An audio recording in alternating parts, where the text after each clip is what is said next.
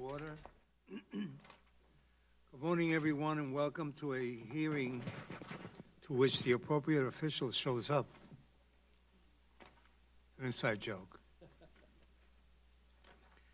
This morning, we welcome the Director of the Federal Bureau of Investigation, Christopher Wray, in his first appearance before the subcommittee to discuss the FBI's fiscal year 2020 budget request and related issues.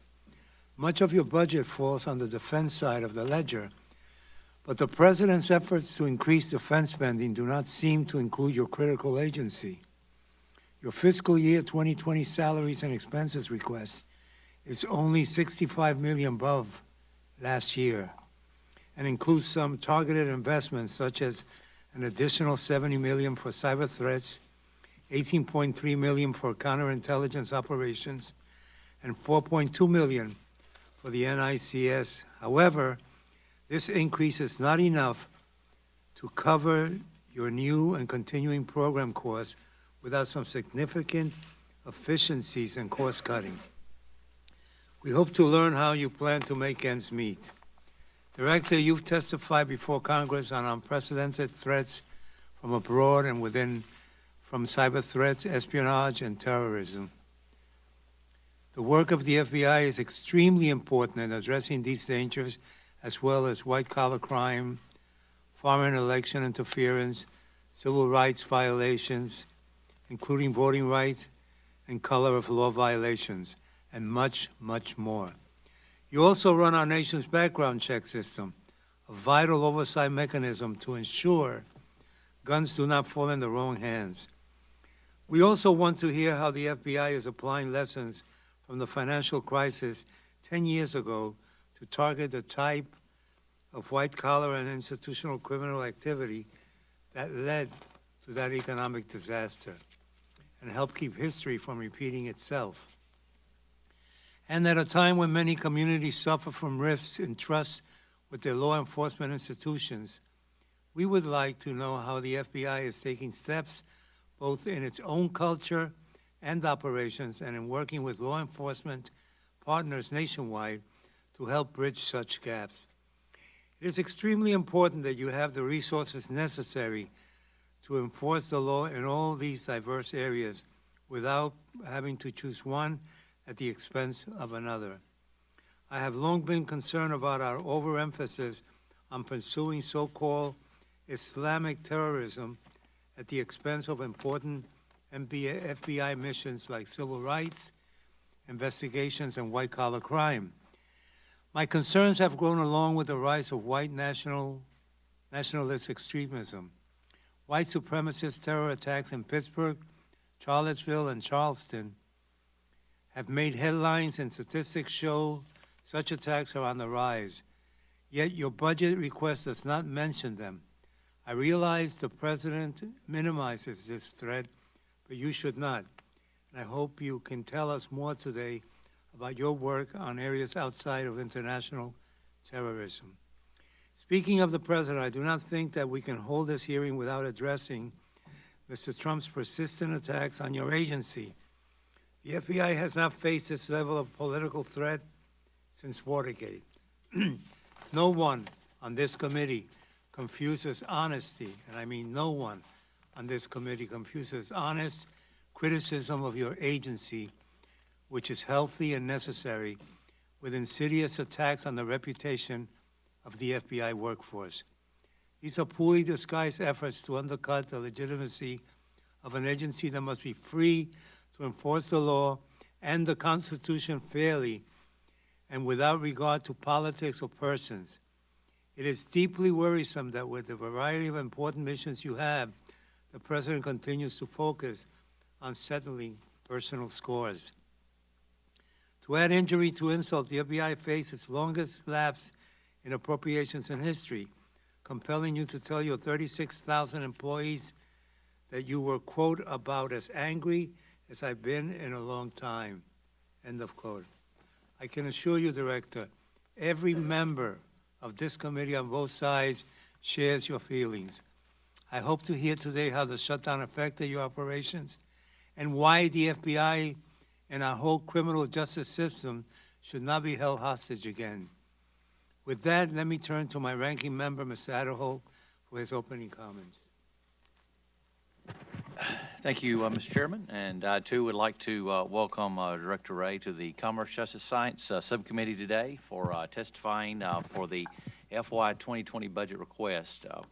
Director Wray, as you well know, as the nation's premier law enforcement and intelligence agency, you're charged with combating terrorism, transnational organized crime, gang violence, and the foreign adversaries targeting our military, technology, and economic institutions. Just to name a few facets of your diverse mission. Yet while these threats are not new, the means by which criminal actors implement them are always changing. Today, the FBI is increasingly fighting crime by leveraging big data analytics and employing data exploitation measures. This morning, we look forward to hearing more about how the FBI is working to stay ahead of various developments in technology as criminal actors abuse new technology to advance their lawless operations. I appreciate your efforts to identify and close strategic gaps and the multi-year planning approach outlined in your budget, as well as your efforts to leverage the reach, expertise, and resources of your numerous intelligence community and law enforcement partners in the midst of an ever-changing threat environment. Finally, as always, central to the FBI's success are the superb individuals that support the agency and its mission. We are all very deeply grateful for the dedicated patriots of the FBI who persist in their efforts to bravely respond to the domestic and the foreign threats facing the U.S., and who faithfully endeavor to preserve the civil liberties of all Americans while doing so. So, Mr. Chairman, thank you for holding this hearing this morning. Thank you, Director, for being here, and I yield back. Thank you, Mr. Adderholt. Mr. Director, it's your turn now. We wish you could keep it to 5 minutes, but we give you our word that your full statement will be included in the record. And the 5 minutes is so that these great people alongside of me can ask you questions. Thank you. Well, thank you. Good morning, Mr. Chairman, Ranking Member Adderholt, members of the subcommittee. I'm honored to be here today representing the men and women of the FBI. It is our people, 37,000 of them, who are really the heart of the Bureau, and I'm proud of their service, of their commitment to our mission. Every day I see them tackling their jobs with integrity, with perseverance, with professionalism. And I should say that I've now had the chance to visit all 56 of our FBI field offices all over the country over my first year and a half on the job. It means I've visited the home states of every member of this subcommittee, not only meeting with FBI employees in all those places, but also talking in each instance with state and local law enforcement partners in those communities and with other members of the community about the issues that matter most to them. And I'm grateful for the support and insight of those partners as we work together to keep 325 million American people safe and to make our communities even stronger. I want to thank this subcommittee for the funding you've provided us in the past. The reality is, without your support, we wouldn't be able to do the important work we do. I've included details about our 2020 budget request in my written statement for the record, and I'm happy to address your questions about that request, of course. But I also want to touch, Mr. Chairman, on the wide array of threats that we face as Americans, including the terrorist threat from homegrown violent extremists, domestic terrorists, and foreign terrorist organizations. Hostile foreign intelligence services actively seeking our state and military secrets, our trade secrets, our innovation, and our ideas. The scourge of gang violence and other violent crime, complex frauds, and transnational organized crime. Crimes against children, human trafficking, and the opioid epidemic, and the list goes on and on. And increasingly, these threats and others are cyber-based. And the more we shift to the internet as the conduit and the repository for everything that we use and share and manage, the more we need the best tools and the most creative ways to combat this cross-cutting and growing dimension of the threat, which leads me naturally to the problem that is known throughout the law enforcement community as going dark. It is by now patently clear that those who would do all of us harm, criminals, terrorists, hackers, and spies, are exploiting encryption and other methods to hide their communications and their crimes. And in a world of apps and smartphones, we continue to face hurdles in getting evidence that we have the legal authority to get in a timely manner.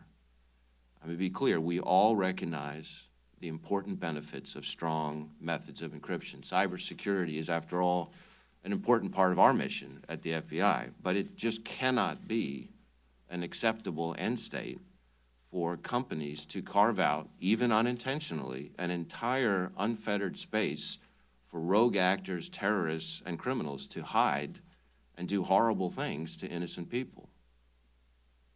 This country is home to a world-class technology sector, and I believe that sector can and should work with us in pressing forward together to find solutions. We cannot afford to be complacent.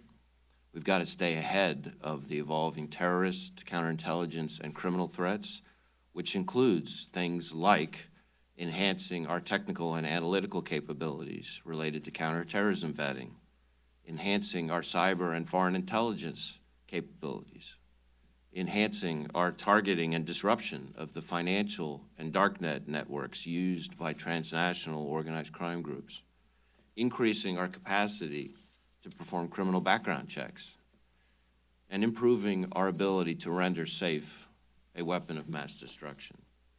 These threats are all ever-changing, and we've got to get even more agile and more predictive. We've got to keep pace with technology. We've got to help our law enforcement partners in your districts all across the country and partners around the world. And we can't do any of that without your support. The threats that we face as a nation have never been greater, and the expectations on the men and women of the FBI have never been higher. But I see those men and women every day meeting and exceeding those expectations. So thank you for this opportunity to discuss their work. I look forward to answering your questions.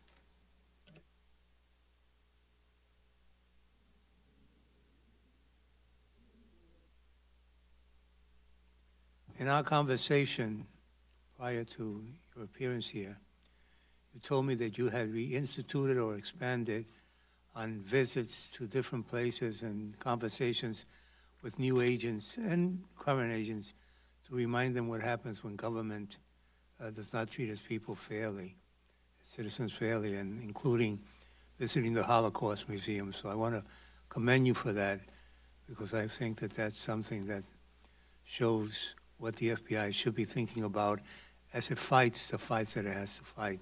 That it can't be one at the expense of our rights. It has to be a combination and a balance. And so I appreciate that.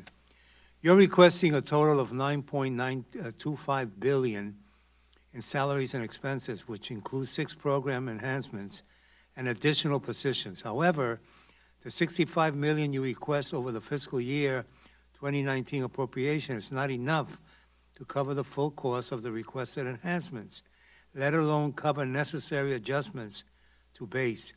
And you propose to rescind an additional $60 million in balances on top of that. What kinds of efficiencies could the FBI achieve that would permit it to cover this current services shortfall you face? Well, Mr. Chairman, I appreciate the question.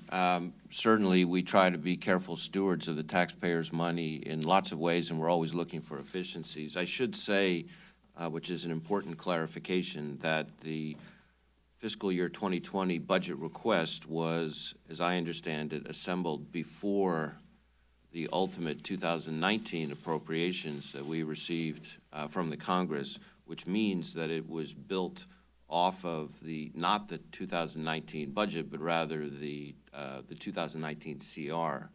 And that has the perverse effect of making it actually about $200 million short. So there's a gap there.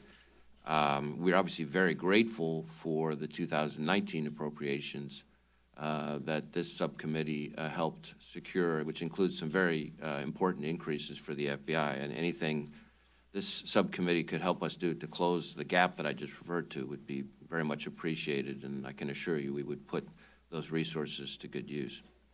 Thank you. And I, without telling you anything I'm not supposed to tell you at this point, you have people on both sides of this committee that want to be helpful and have you do the job that you need to do.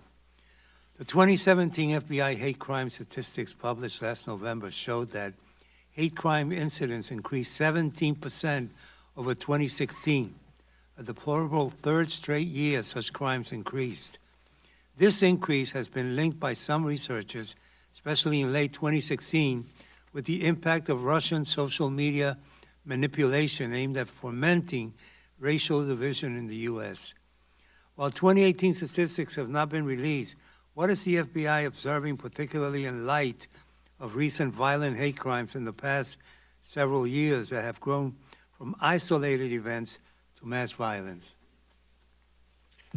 Well, Mr. Chairman, like you, we are determined not to tolerate hate-fueled violence in our communities, and we're going to aggressively investigate those cases. It is true that we've seen an increase in the reporting of hate crimes, and the FBI's own number of hate crime cases have increased. It's not clear whether the increase is due to the number of agencies that are now reporting who weren't before. The FBI is doing a lot to raise awareness in the community so there will be more reporting. So I think it's a good thing that there's more reporting, but certainly we're concerned. We have brought a number of hate crime cases recently, including just last week, actually, we secured the 29-count hate crime guilty plea from an individual connected with the Charlottesville incident, for example. And not that long before that, we had 8 defendants charged involving the Rise Above movement for rioting charges for the violence that they had caused during various rallies. So we've got quite a number of cases that we're pursuing at the moment. We're using every tool at our disposal, whether it's hate crimes charges, gun charges, explosives charges, or as in the example of the Rise Above movement charges we brought. We're trying to be creative and looking at other charges that might be available to us, like the federal rioting statute. Thank you. What resources does the FBI need to deal with these issues within the Civil Rights Division and your partners in state and local enforcement in combating the increase in hate crimes? Well, certainly we are stretched thin. There's no question about it. We try to tackle this kind of activity both through our criminal programs on the in the civil rights side as hate crimes, and then in other instances we're also using our counterterrorism resources, pursuing them through the JTTFs on the domestic terrorism side. And so the more resources we have available to us in terms of agents and personnel and tools, because of the avalanche of data that Ranking Member Adderholt referred to, for example, the more effective we can be in fighting this problem. Thank you.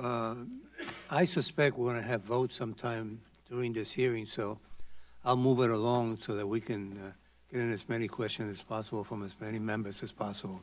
Ms. Adderholt. Thank you. I was very pleased to be involved in the probes process, even in a small way, as the Regional Computer Forensic Lab was created in Huntsville, Alabama, and excited to hear that the FBI will be expanding its footprint in the Huntsville area with even more infrastructure for technology-focused training and other critical programs. What I would want to pose to you is, could you tell us here this morning about the importance of the Regional Computer Forensic Lab and explain the benefits to the states and the localities? Thank you for the question. It's an important topic, increasingly important. The reality is that criminals of all shapes and sizes, virtually in every instance now, are using one, if not multiple, electronic devices, which means that in basically every kind of case the FBI or our state and local law enforcement partners handle, there's going to be digital evidence.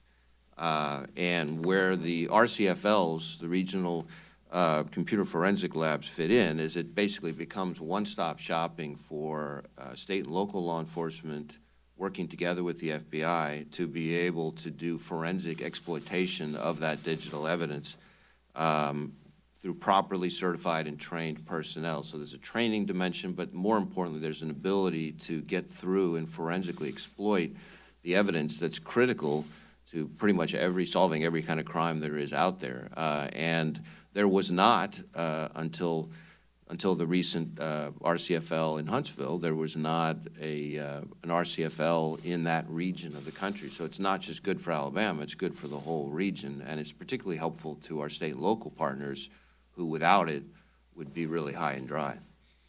What other activities are you planning as the FBI to relocate into that area? Well, we're focusing on expanding on the data analytics side, and we're expecting, currently, we're ultimately expecting it could be as many as about 3,000 FBI employees there at Redstone Arsenal. We've, of course, been in Huntsville since back in the early 70s when we stood up our hazardous device school, which is the place that trains all state, local, and federal civilian bomb techs all over the country.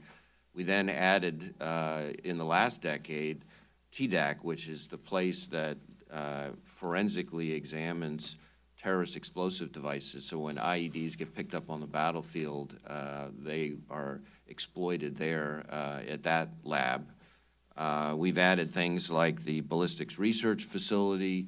There's, of course, a thriving clear defense contractor community down there. So we now have something called the National Defense Cyber Alliance, which is a place where we work with other clear defense contractors and intelligence community partners to exploit cyber threat intelligence. So I think we're really excited about the prospects and building on the momentum that, as I said, started in the early 70s, but is really kicking into high gear over the last year or so. Okay. You highlighted in your written testimony that the FBI is doing some extraordinary work disrupting opioid trafficking network on the darknet. What are some of the key investments you would make with an additional $18 million you've requested to enhance your transnational organized crime efforts, including the J-Code initiative? So, needless to say, the opioid epidemic is something that exceeds the bandwidth of any federal agency, and it's a problem that faces the entire country. We are trying to do our part, and that's where our budget request and whatever resources Congress can send our way would be extremely helpful through our specific contributions. So first, the darknet. Increasingly, there's opioid trafficking on the darknet. We stood up an initiative a while ago called J-Code, which focuses on illicit opioid trafficking and other kinds of trafficking on the darknet. That was largely done with a very small investment and is already having very significant impact. And that's clearly where the threat is moving. So that would be a place where the personnel and technological investments that we've requested, those kinds of things could help drive it. There's the transnational organized crime piece, which is also reflected in our budget request. The supply, right now we're targeting that through our transnational organized crime West program, which really deals with the cartels and others who are supplying that pernicious substance. We also have a prescription drug initiative, which is very focused on going after medical professionals, because of course the opioid epidemic is heavily fueled by over and abusive prescribing, pill mills and things like that. And we've got a very aggressive effort there, and that relies heavily on data analytics there too, because we're looking at things like overprescribing patterns, and there's an avalanche of data that comes there as well. And then last, our Safe Streets task forces all over the country focus on what I would call the distributors, the gangs, et cetera, that are pushing heroin and fentanyl-related substances in our streets. I see my time's up, and I know we have a lot of to go, so I'll yield back. Thank you. Thank you. Mr. Cartwright.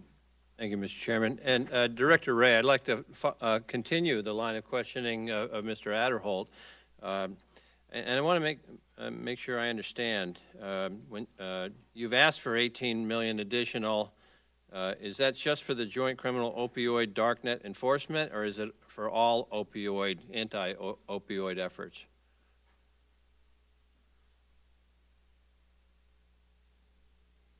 I think the, hang on a second, let me check with my CFO here.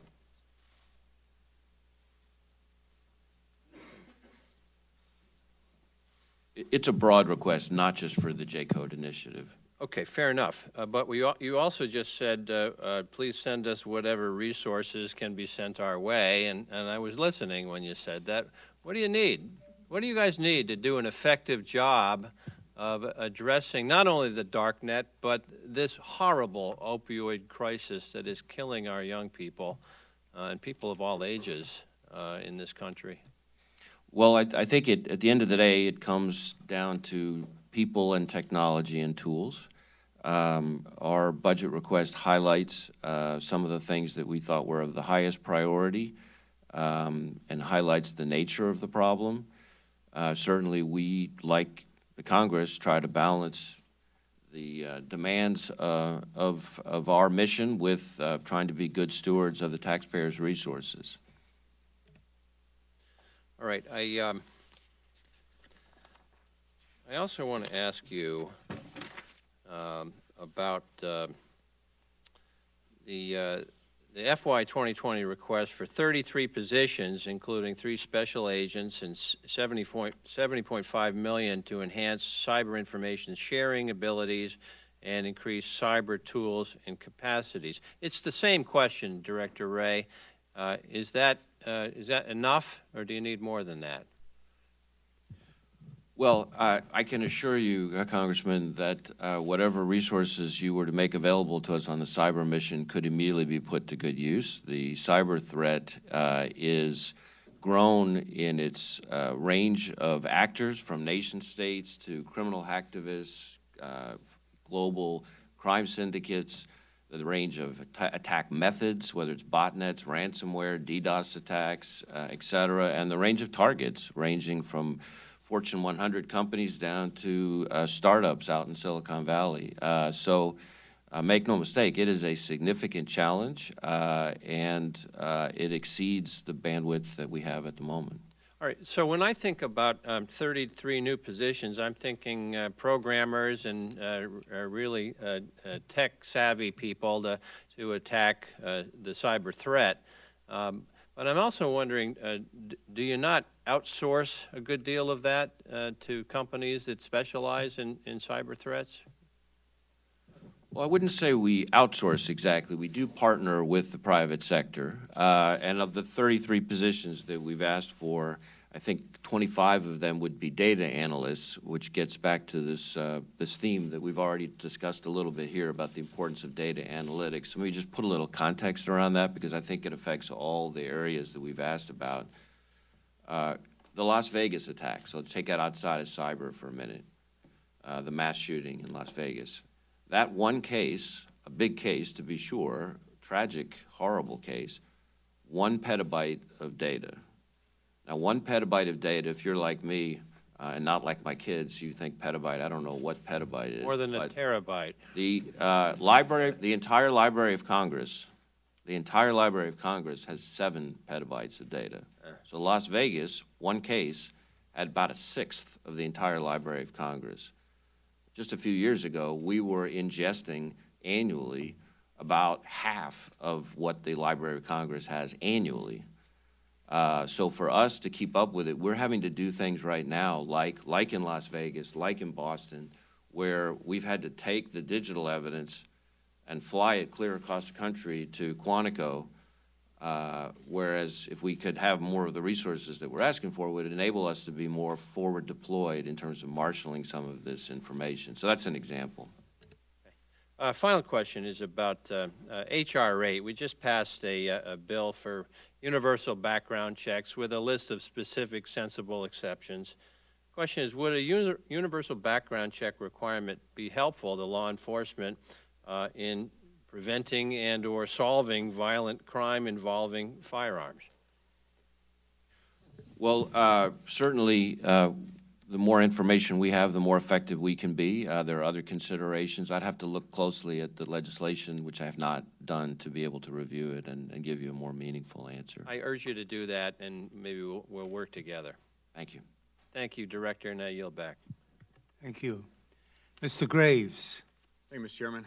Director, good to have you. Thank you for your work. Thank you for the Bureau's work. I know it's a tremendous task each and every one of you deal with each day, and it's good to have a Georgian with us as well today.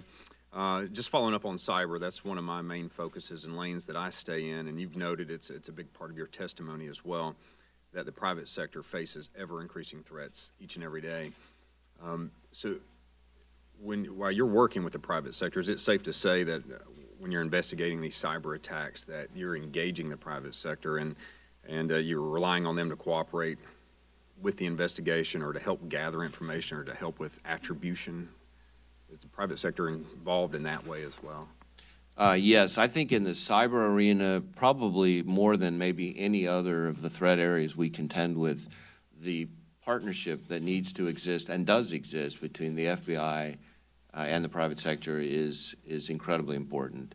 The reality is that the most effective defense against cyber threats is prevention and increasingly mitigation, right? In other words, as soon as there's been an intrusion, detecting it quickly and getting rid of it quickly. And that requires that collaboration. And there are a lot of things that we do in terms of providing so-called TTPs to private sector, providing information about different things that we're seeing, getting information from them about what they're seeing, forging relationships through a variety of programs, formal and informal, that we have so that we can have that bond. There's a saying that the best time to patch the roof is when the sun is shining, and that's the approach we're trying to take with the private sector in that space.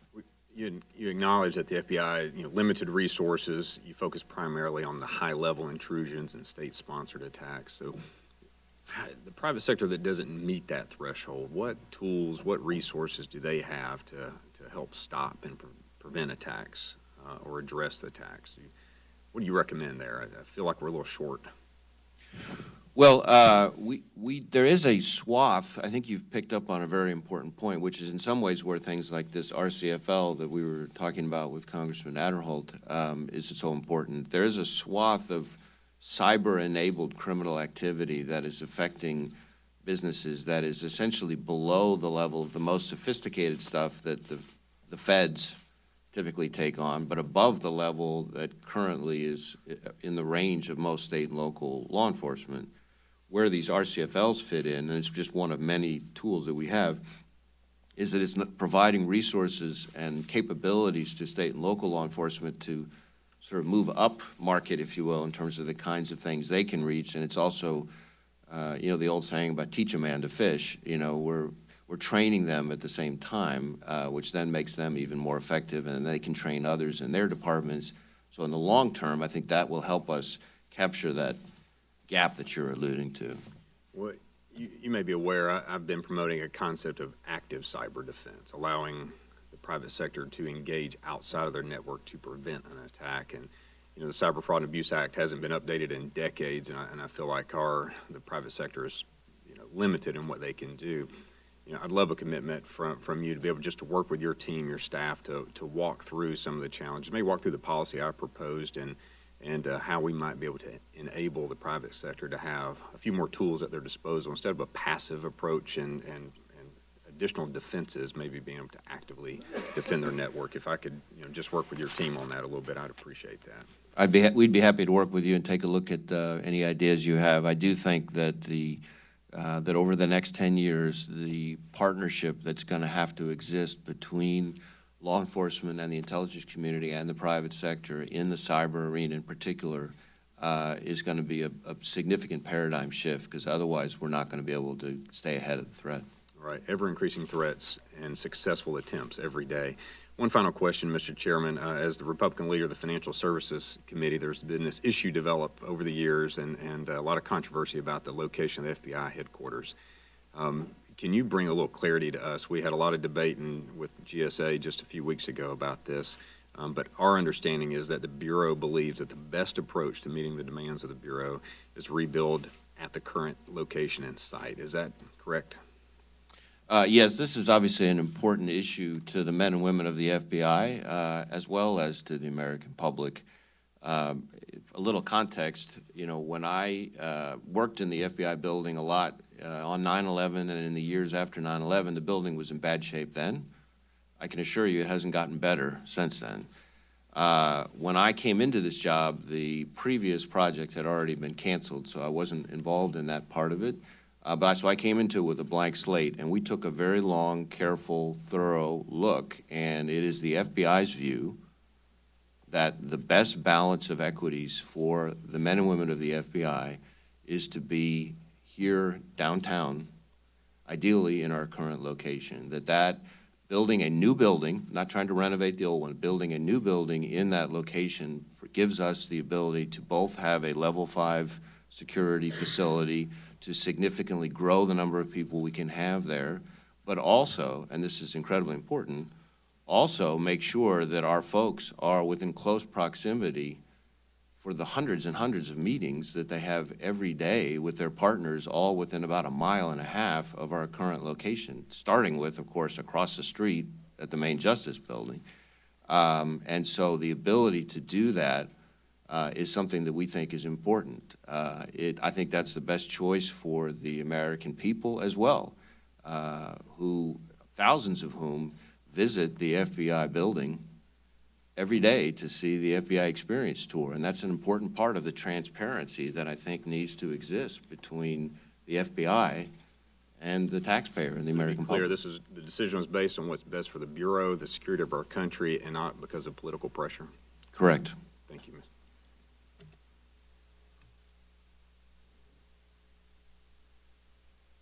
Thank you, Mr. Chairman. Director, thank you for being with us today. It's a pleasure to have you here. I'm curious, you're under the Department of Justice, right? Yes, the FBI is part of the Justice Department. Great. Have you had an occasion to read the Mueller report? I have not. Okay. Let me get back to a little bit of what my colleague was just asking you about, because I sit on another Appropriations Subcommittee that has some overlap with regard to your headquarters at the FBI. There was some consternation around exactly the GSA and the FBI had come to abandon a decade-old plan to build a suburban centralized campus in favor of a more expensive plan, as you said, to knock down the current site and rebuild a smaller building there on Pennsylvania Avenue.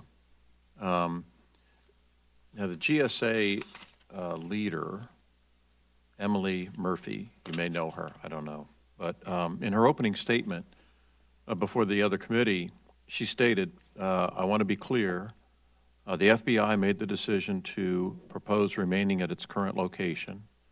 I wish the FBI were here with me today to explain their reasoning for having done so, but there was a new FBI director, which I assume is you, who joined the agency in August of 2017. And I don't find it all surprising that a new leader coming into an agency would want to take a step back and look at the very best way to address the needs that he assessed for the agency. She is talking about you, I assume. I assume so as well. Great. You just addressed a little bit about, what was that ultimately your decision to abandon the prior idea of going to a campus location and stay downtown?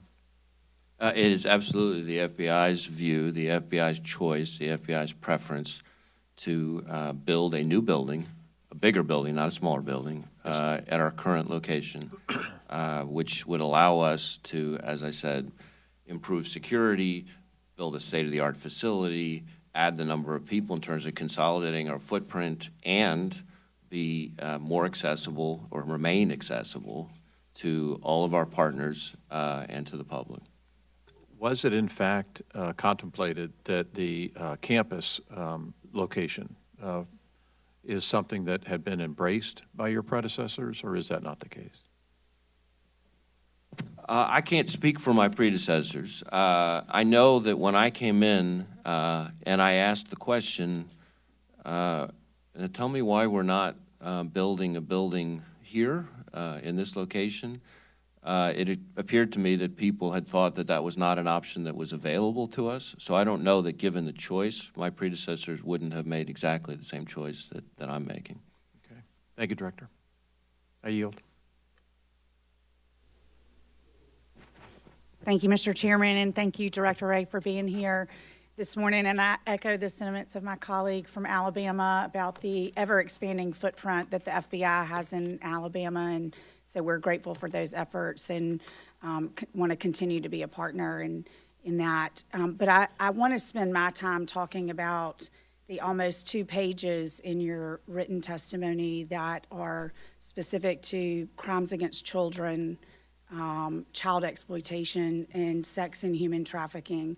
I've been working with the Department of Justice in my other role on the Judiciary Committee to look at ways that we can enhance our laws. Unfortunately, we had a package of bills that moved by voice vote here in the House and failed in the Senate at the end of the last Congress. And I was very disappointed in that because I felt like this was providing you, law enforcement, with even greater tools to go after these horrible predators who are seeking to do harm against children.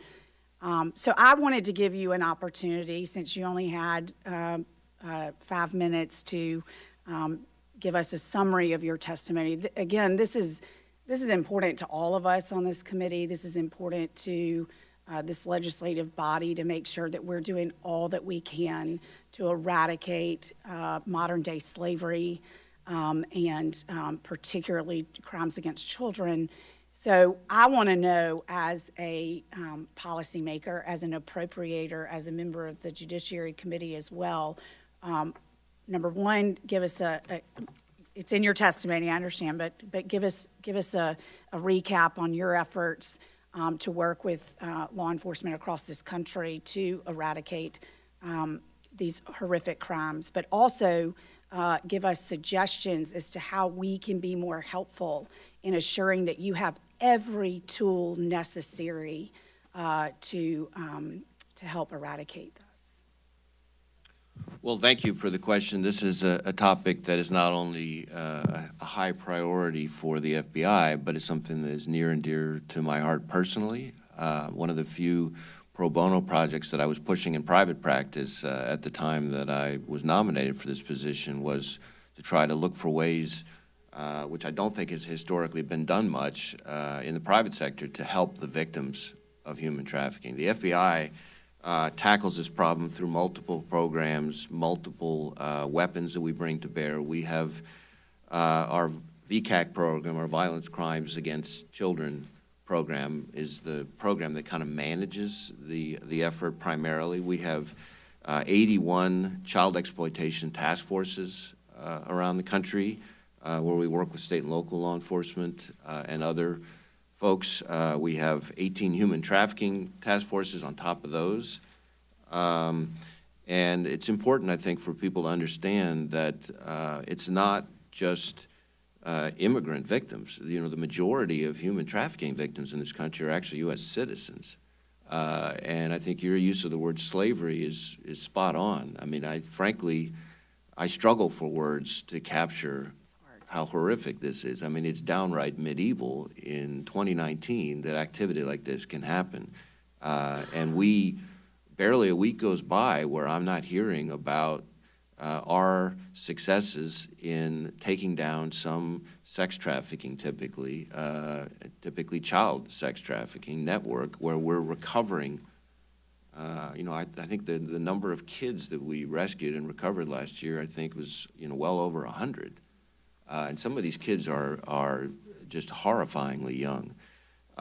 It is not something that the FBI does alone. We do it with federal partners. We do it with state and local law enforcement. We rely heavily on our victim services division because there's obviously a huge victim impact dimension to this. So we try to work on how we can position these folks, especially the kids, to have at least some semblance of a normal life after this is all over and done with. We try to work with social services providers. So I think it starts with the Congress and members like yourself kind of raising awareness, and then working, all the different tools that we've asked for in our 2020 request in some way end up touching on this. The data analytics piece, the transnational organized crime piece, all those things tie in, among other things, to the human trafficking piece as well. From a resource budgetary standpoint, do you feel as though you have the resources that you need in order to carry out these programs? Well, I would say I'm very proud of the hard work that our folks are doing and the successes we're accomplishing with our partners. But there's also no question in my mind that if Congress were to send more resources our way to deal with this problem, those people would be busy immediately. Okay. Thank you for your service to our country and your family as well. We very much appreciate that. Mr. Chairman, I yield back. Thank you. Ms. Meng. Thank you, Mr. Chairman, and thank you, Director, for being here and for your service to our country. I wanted to ask about the underreporting by local law enforcement of hate crimes. It remains a major problem. According to ProPublica's Documenting Hate Project, thousands of local law enforcement agencies choose not to report hate crime stats to the FBI at all. And a separate investigation revealed that 120 federal agencies have not complied with mandates to submit hate crime data to the FBI, and also reports that the FBI itself does not regularly submit hate crimes it investigates to its own database. Just wanted to know, what is the FBI doing to improve the situation, to bring not only local law enforcement agencies, but also federal agencies and FBI itself into compliance for reporting hate crimes? Well, first I would say you are correct that there has historically been underreporting of hate crimes throughout this country. I think the good news, that's the bad news. The good news is that there's been a very positive upward trend in terms of the number of agencies that are reporting. We're still not where we need to be in terms of getting our arms fully around the scope and extent of the problem, but it's definitely moving in the right direction. And I think the statistics reflect that. We at the FBI are trying to do a number of things from a sort of outreach perspective, working with partners to try to raise awareness and help our partners understand why it's in everybody's interest for the information to be reported. For the most part, crime statistics, whether it's hate crimes or other types of crimes, our pitch to the law enforcement community is we're all better off if we have the actual data and the actual facts. Otherwise, what happens is people start trying to analyze the issue based only on media reporting, which is not necessarily reliable. And so, good or bad, we think it's in the best interest of the profession and therefore the country to have complete and accurate data, and so we're committed to trying to ensure that. Yeah, I appreciate efforts for increased outreach and raising awareness. I think that's great. Also wanted to ask about underreporting specifically by certain more marginalized or underrepresented communities, immigrant communities, people with disabilities, Arab Americans, South Asian Americans, people who might not speak English proficiently. Many of these communities don't report, they can't report, or they don't feel safe reporting. How is the FBI engaging or doing outreach with these communities? And we work together in my district to have seminars and workshops with the FBI, for example. And also with the rise of immigration enforcement activities, how is the FBI countering the fear that some of these victims might have and still encouraging them to report their crimes? Well, certainly I believe very strongly, and I think most people in the FBI believe very strongly, that the better we know all of our communities and the better they know us, the better we can protect them and uphold the Constitution. And there's all shapes and sizes, some formal, some informal, of community engagement with all the communities we serve. And I say that now with the benefit of having been to all 56 field offices, and in the vast majority of them met not just with state and local law enforcement partners, but also with community leaders.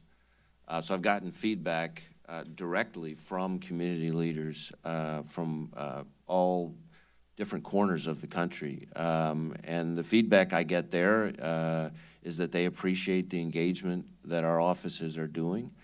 We're always looking for new and better ways to do that. We're never satisfied, but I think we're moving in the right direction. And we're doing things like our FBI Citizens Academy will often include people from a wide variety of backgrounds and communities within the broader community. And those folks then stay involved and then help recruit and bring more people in. And they get to understand the FBI and law enforcement in a way that's, I think, very helpful in then increasing the likelihood that when they're the victim of a crime, they're going to reach out and say so because there's a greater level of trust. I think that's the goal.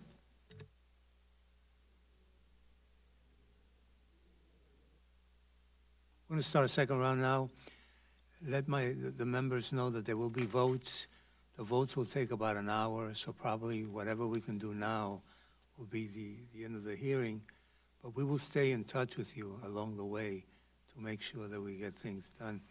So with that in mind, let me not make my opening statement to this question and get to the question. How would you describe the danger to public safety that is posed by white supremacist extremism? Is it changing in its qualities or in the kinds of resources that the FBI and other law enforcement agencies need to respond?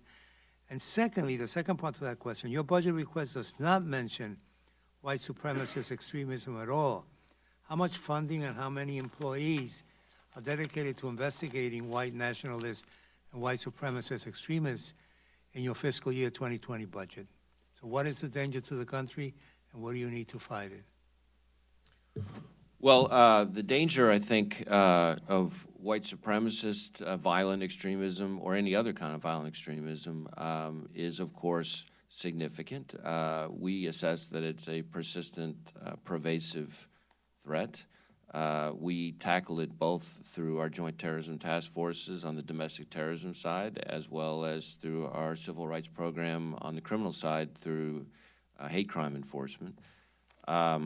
I think as to whether I would see any significant difference or trend there, I think, or whether it's changing, I think I would say in general, domestic terrorism in this country has changed in the sense that it's less structured, less organized, fewer groups, more uncoordinated one-off individuals as opposed to some structured hierarchy. And that presents its own share of challenges. But certainly we tackle it through agents, analysts, professional staff, and technology because there's a lot of social media exploitation that comes with it. So there's again, it comes back to this theme of data analytics and the volume of data that we talked about before. Let me just ask you about recruitment.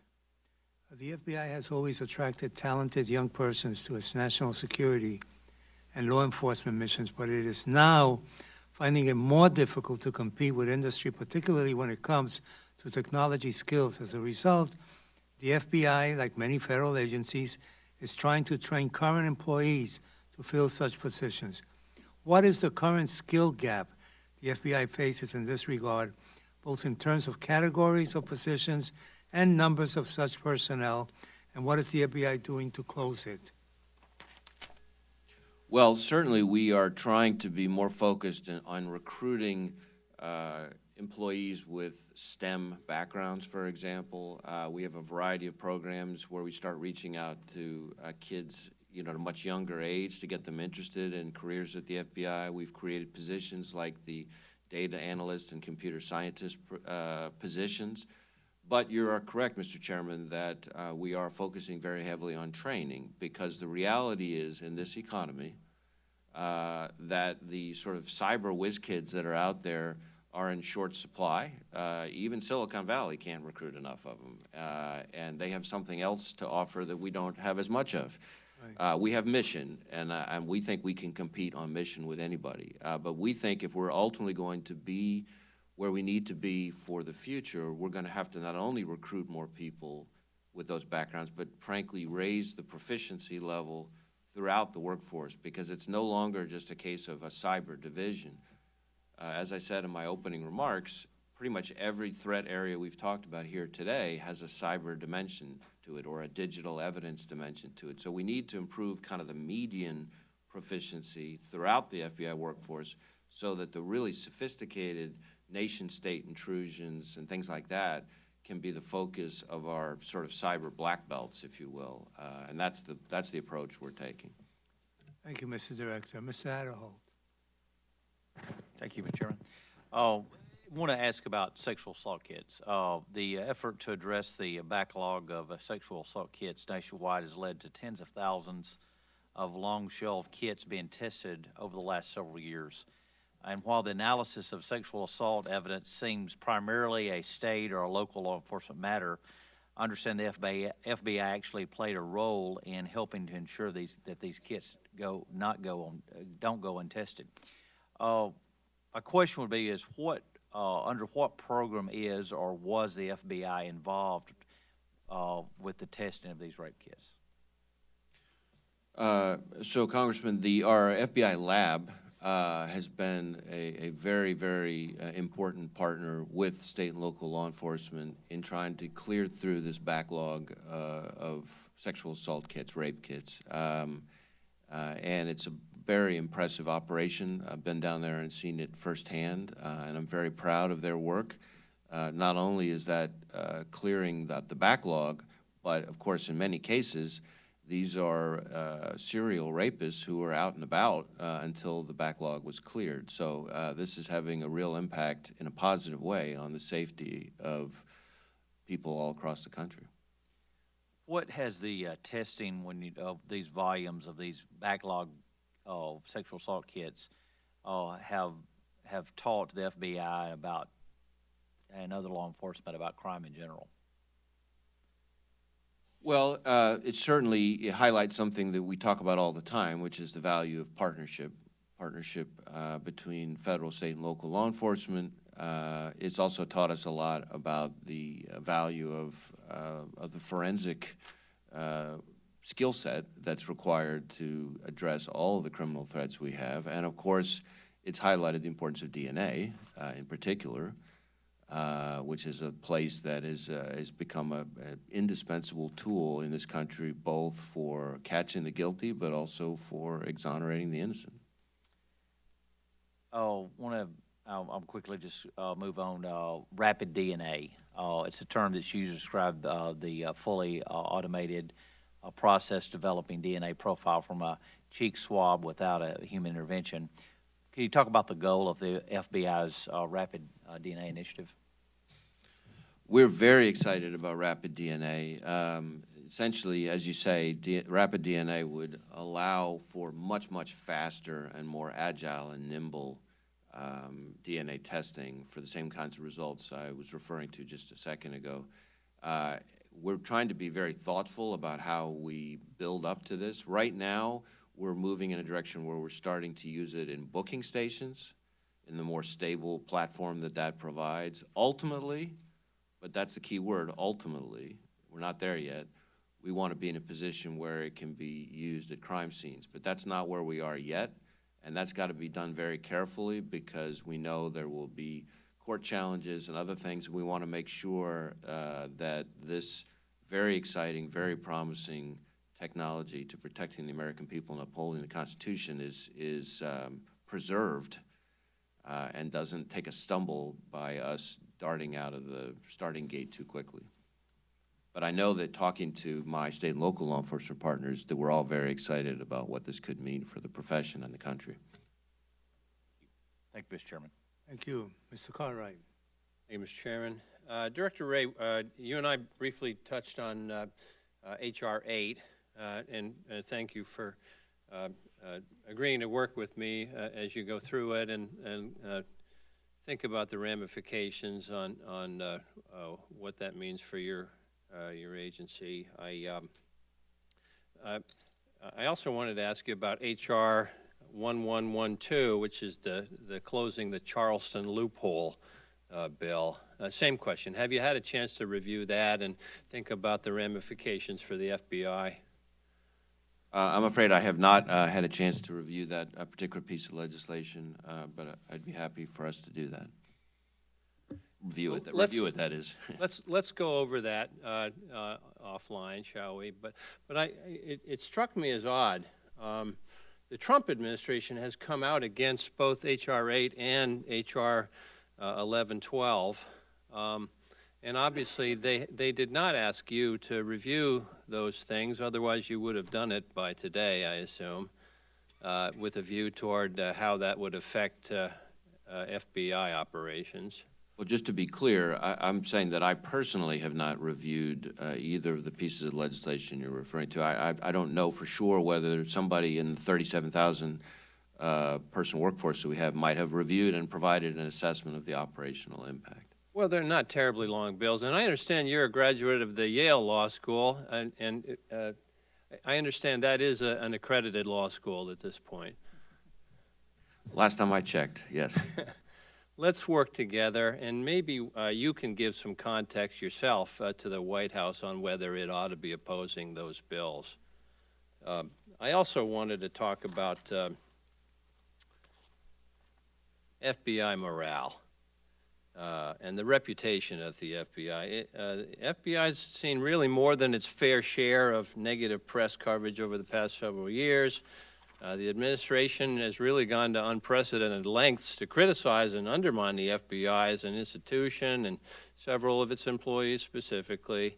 I am concerned about potential political polarization of the FBI. We don't want to see that. The FBI works for all Americans, and I know you understand that. And I know that the men and women of the FBI are resilient, professional, hardworking, and largely able to focus on their mission even while subjected to unfair criticism. Here's my question. What is your sense of the morale right now of the FBI and its employees in light of what I think are unfair attacks? Well, as you say, the men and women of the FBI are resilient, and I could give you story after story, having gone now to all 56 offices and met with all of our employees in all those places. I would tell you that while there's plenty of opinions out there about the FBI, the opinions that I encounter from our partners, federal, state, and local law enforcement, from prosecutors, from judges, from community groups, from private sector organizations, from the workforce that we're recruiting, has frankly been uniformly positive. In fact, in a way that I think is a good measure of morale, do you know that since October, we've had more people applying to be special agents of the FBI since October than all of the prior fiscal years. So that says, I think, good things Pretty good about leading the morale. indicator there. Well, good.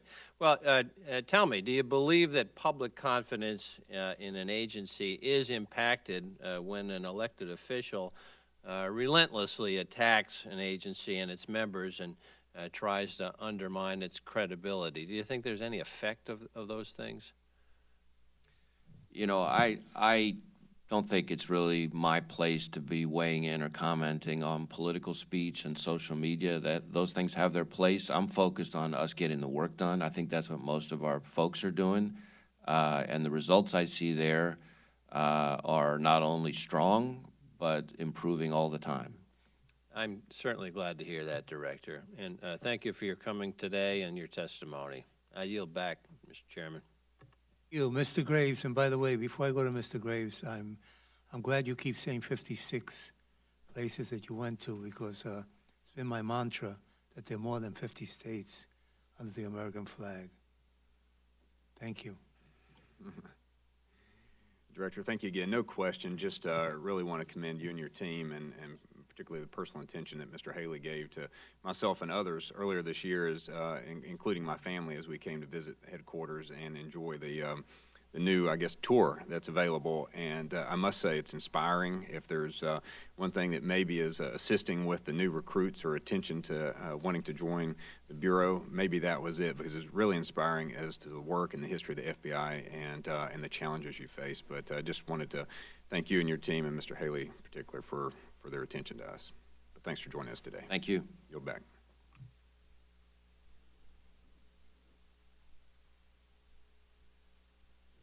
The time we have here for a second.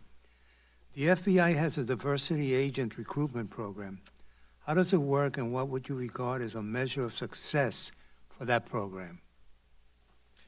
Well, Mr. Chairman, diversity is very important to me personally, and I think it is to the whole FBI. We view it as critical to our effectiveness. I think we make better decisions when we have a more diverse workforce. I think it's essential to our credibility. There have been a lot of questions today about the trust of the community, and we need, in order to have that trust, to be credible with all the different communities we engage with. And I think it's about respect and treating everybody with respect.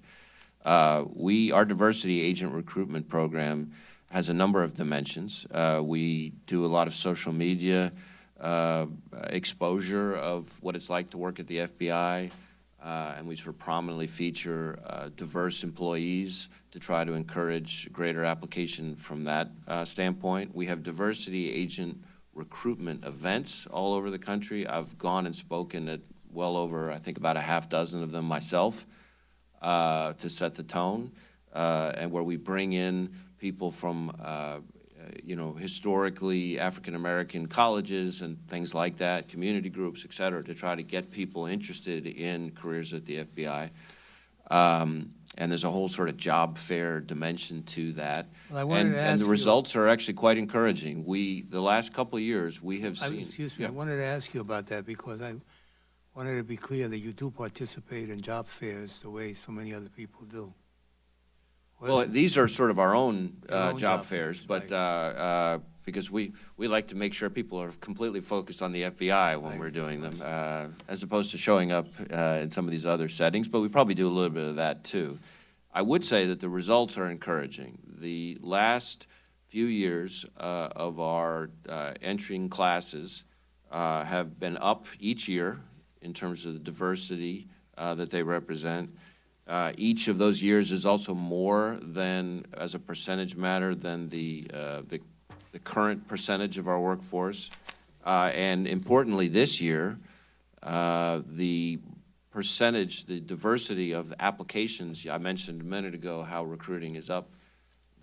Within that, the percentage of diverse candidates is up quite significantly in terms of the applications. So I think that's also a very promising sign for the future of the organization. Very briefly, my last question. I was part of this committee right after 9/11, and we gave a lot of money to the FBI, and rightfully so, to do what had to be done after 9/11.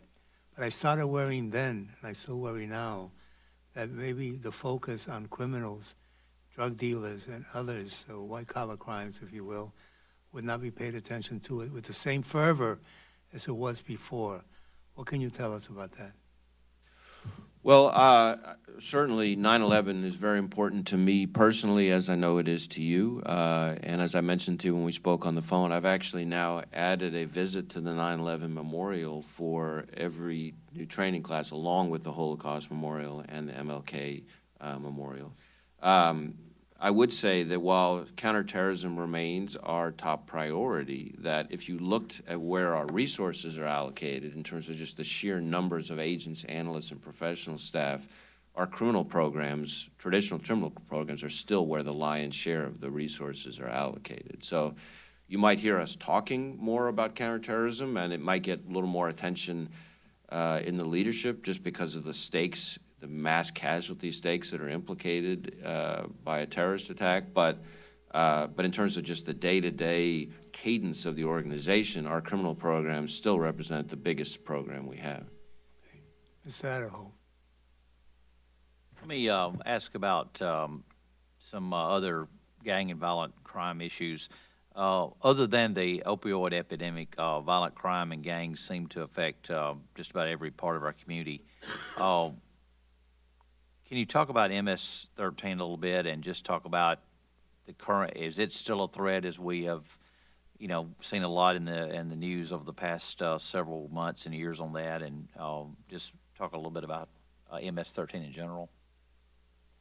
So certainly MS-13 remains a threat, remains an organization that we are tackling very aggressively.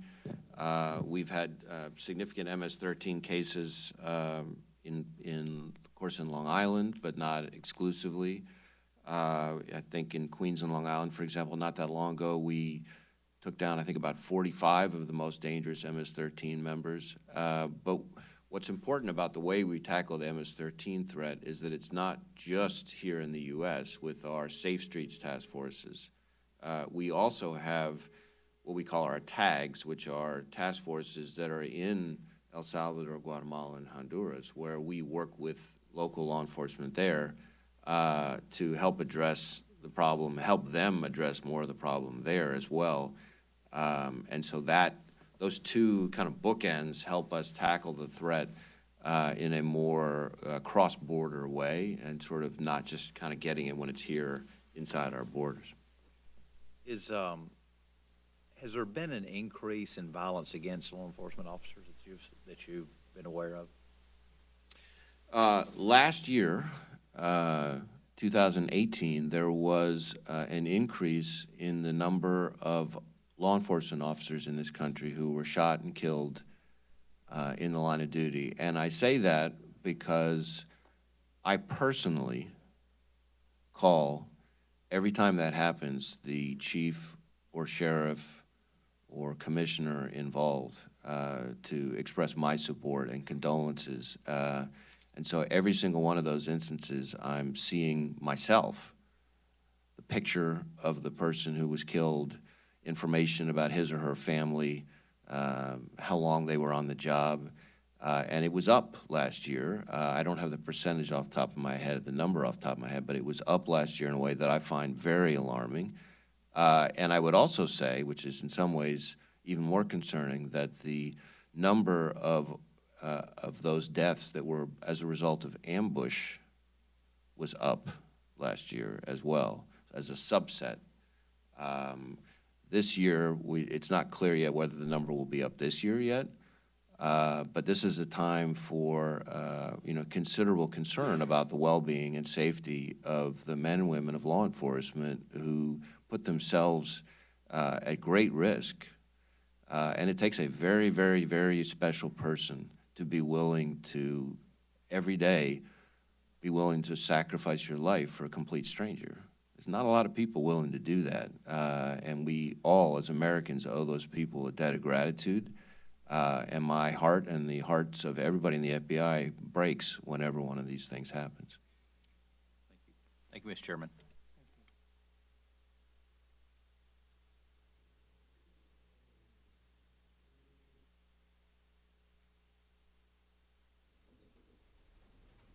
We want to thank you, Mr. Director, for coming before us today.